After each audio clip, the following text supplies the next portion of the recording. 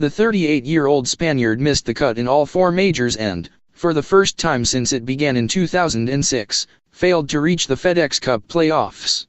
Garcia produced some of his best stuff during 2017, clinching 3 worldwide victories including the Masters.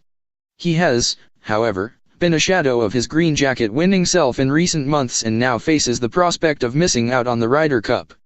This time last year, his place in Thomas Bjorn's team looked guaranteed. Having failed to crack the top 125 of the FedEx standings at the Wyndham Championship in August, Garcia had the chance to signal his intention of doing everything to impress Bjorn by playing in this week's Made in Denmark tournament. Unfortunately, he thought better of it. Bjorn has 4 wildcard picks for this year's staging of the biennial event at Le Golf National in Paris, which the Dane will announce this Wednesday.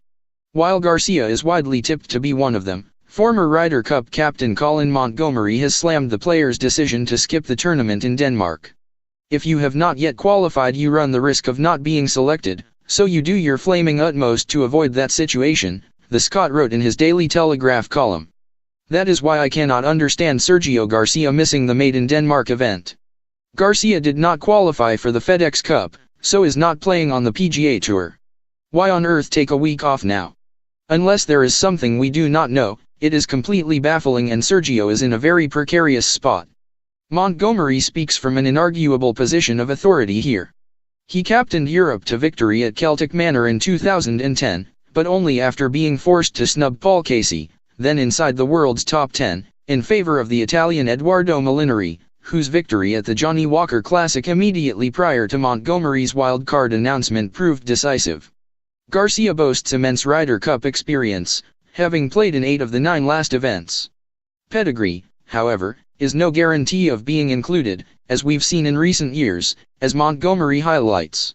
In 2012, Jose Maria Olazabal sided with Nicholas Colsaerts over Padraig Harrington. In 2014, Paul McGinley went with Stephen Gallagher over Luke Donald, and, 2 years ago, Darren Clarke picked Thomas Pieters over Russell Knox and Donald.